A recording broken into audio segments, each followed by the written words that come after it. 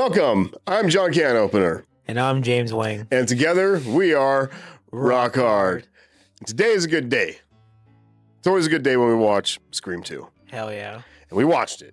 And we took some notes. And we found a couple things that might mean something later on.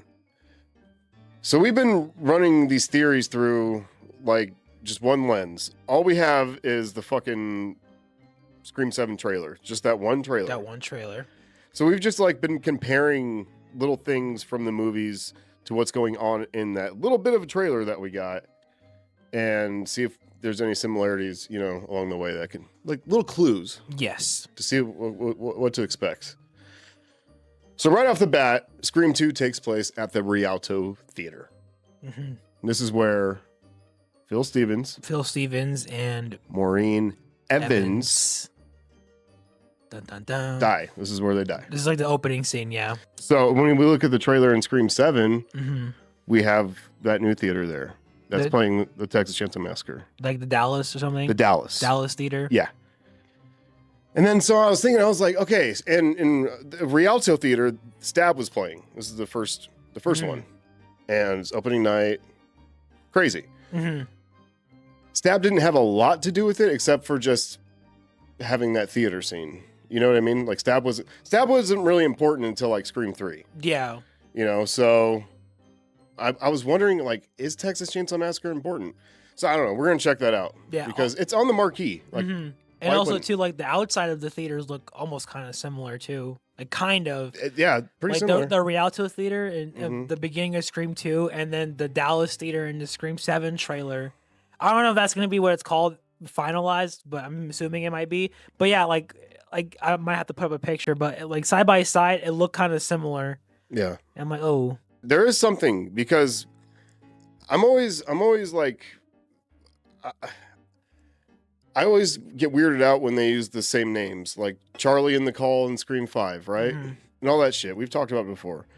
In here, this might mean a little something because Maureen Evans dies. Jada Pinkett Smith, she dies. She's the first character. So Mark Evans, this new guy, that's Sydney's husband. Mark Evans. Another coincidence of Like, what is going on? Like, why would you use the name again unless it fucking meant something? Or yeah, you're trying to throw me off. I don't know. I'm like, but I kind of see that more like they're doing it on purpose. Like, there's a reason why. Because again, like I'm sure the people who write these movies would probably know, like, hey, don't you think people would probably think like, hey, this might have to connect with something that's already been established, and they're like, nah. Yeah, because it could be possible, but I don't know. I kind of see both sides though too. I mean, I would assume like people are just going to skip right over Scream 2 like it's not important, you know?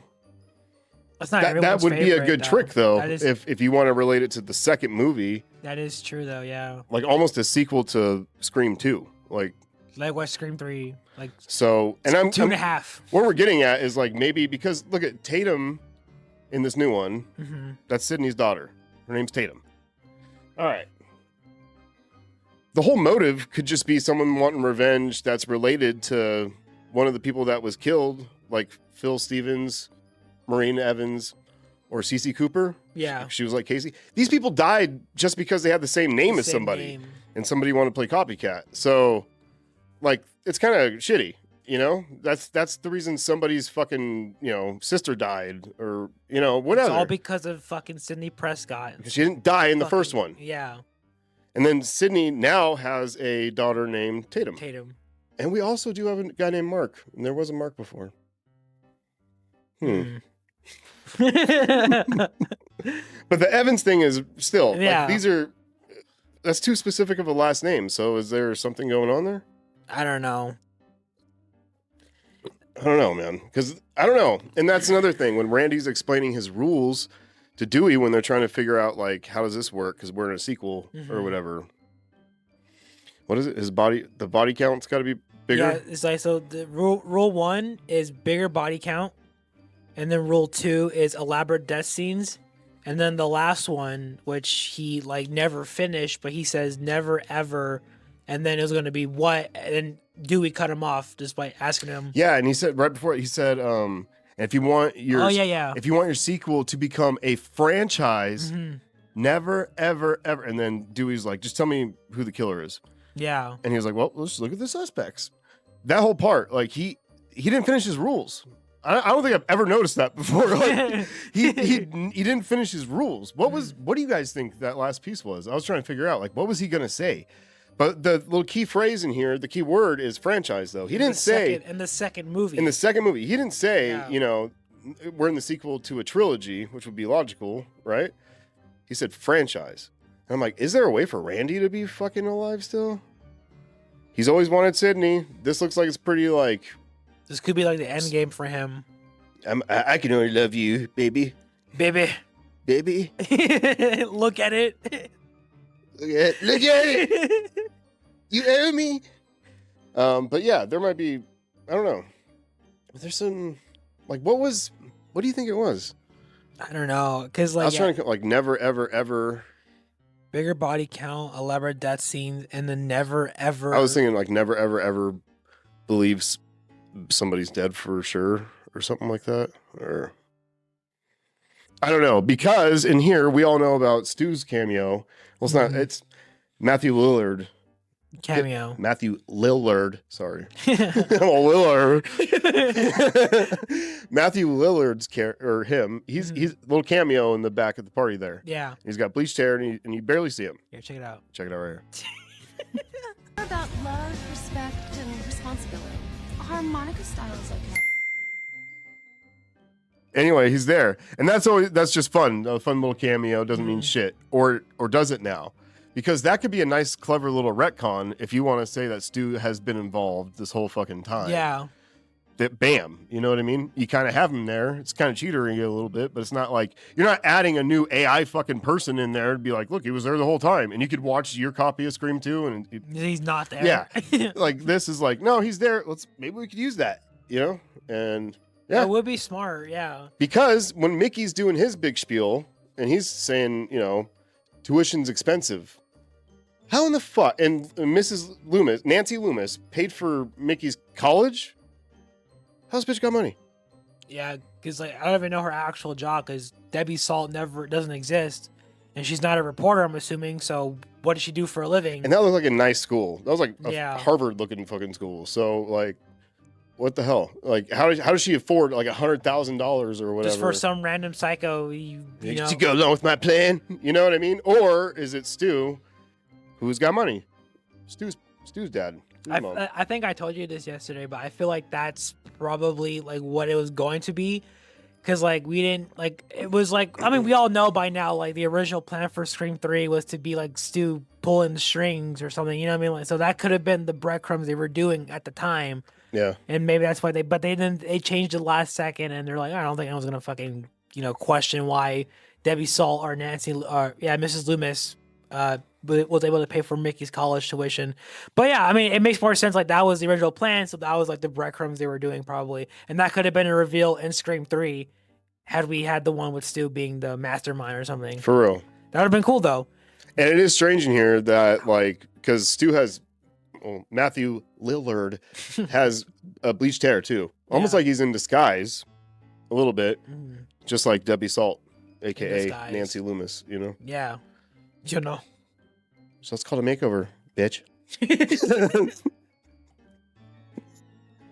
should try it. And it's like, oh yeah, Gail knows all about some work getting done. Which also kind of goes into like the whole Texas Chainsaw thing again. Exactly. It's like, well, yeah, because like you kind of like plastic surgery or something, you know, especially with Stu. If his face is all fucked up from the TV falling on his face, he's got to have like some sort of like reconstruction surgery. So that kind of also ties into Texas Chainsaw on the marquee. Like, does that have any sort of importance? And if so, what? And that's something, you know, we kind of fun to check out if we get around to it. But yeah, like that isn't. There's so many connecting the dots when it comes to this stuff. But for Scream 2, it's like Scream 2 and what was the other one? Like Scream 6, where we had the most trouble trying to come up with something. But everything else kind of we had other theories. If this is like your first time seeing this one, we have other theories as well. But this one, Scream 2 and Scream 6, have probably been the most difficult so far. But they also connect, though, to more shit that makes sense now. I was trying to make the big thing, like, what hasn't been done yet with Scream, right? Yeah. We're in a franchise. We're in this now. I'm like, what could they do? And And I was like, could they somehow cleverly do like a requel? Like these sequels don't like Halloween. You know, you could watch Halloween 1, 2, and 4, and you have to say 3 to whatever. You know that whole. You know what I'm saying? I mean, I'm not wording it right. Like you mean like a specific like timeline or something? Yeah, like if they could try to negate a bunch of sequels, like 2018, it and make a much. direct sequel to like the second one, kind of like Saw 10. I was like, it's like in between, right? In the two movies, but they can't really do it, so Yeah. they have to like be clever about it, like act like things don't exist, or I don't know how I'm wording this right, but I see what you mean. It kind of yeah. falls apart, but that's the only thing I haven't seen yet is them being like, these movies don't exist. Just this is a sequel to this, unless there's some, you know, this is a sequel to fucking part 2. That'd be crazy. But it would be crazy. And we're tricked. That's why Dewey's back. That's why everybody's back, because it's a whole nother story. But then what about Chad and Mindy? They could be other characters. Because it's a whole new movie. Oh, look at you. Dun, dun, dun. Look at you putting on your And I did hear that they're taking on. notes from Halloween. Are they really? Yeah. Ooh. That would be kind of crazy. They just have like these. That's the only way to explain that they're there and not Sam and Tara, because they're kind of like the main characters, or they were the main characters at one point. So they could just make them two completely different characters. But then that would be kind of weird, you know what I mean? Because people would be like, that's not the same character. You know, it would probably confuse a lot of people. Yeah, it's probably not going to happen. Not going to happen. No, but that's an interesting thought, you know, though. But that's the point I was trying to get across too. I was like, with everything that we've done so far, is because we're trying to see something different from this franchise. We don't want the same fucking cookie cutter boyfriend, you know, or you know, or revenge, something like in Scream 2. You know, we wanted to see something different. We wanted to see something new. We know this shit. We know everything. You know, we know. If you're gonna type something in the comments about like, you know, like I'm actually this, but like we know. We just want to just play what if, have fucking fun. It's like a sandbox of Scream. Like we get to make it our own, and hopefully that'd be kind of cool if you guys like it too. That's it. Yeah, and yeah, it's just good fun. But yeah, trying to figure out a clever twist like that. You know, maybe don't tell the audience, and you're just pulling one on them. But still, I don't know. It's who the hell knows. But we're getting close, peeps. For real, we're like months away. Today is the last day of 2025. Yeah, no. I'm on 2045. 2045. I'm not even drinking, but I have cotton mouth. So basically, all we have is that there's some similarities between the two theaters, the one shown in Scream 2 and the one shown in the Scream 7 trailer. We have Maureen Evans. We have Mark Evans. There's something up with that name. Randy's Rules not being finished. What the fuck does that mean? Yeah. Does Tatum, the new Tatum, Sydney's Tatum, being named Tatum, does that have something to do? Is someone going to want vengeance and take her out? Because even though she had nothing to do with it, oh well, my sister didn't have anything to do with it, so fuck you. For real. You know? I don't know. Could the cameo from Matthew Lillard actually be important now? And would Stu, and if it was, do you think Stu was working with Nancy and Mickey too in this one? Did I cover everything? I think so. Alrighty, well, Happy New Year's, people. Yeah. Be careful. Enjoy yourselves. You're probably going to see this after New Year's anyway. I hope you're still alive. And thank you guys for a wonderful year. Yeah, thank you. And we will see you again on the next one. But for right now, this is Rock Hard. Beans, rice, and Jesus Christ. Bitches. Toodles. Fucking toodles. Yeah. Bum, bum, bum, bum. Mr. Sandman, give me your cheese.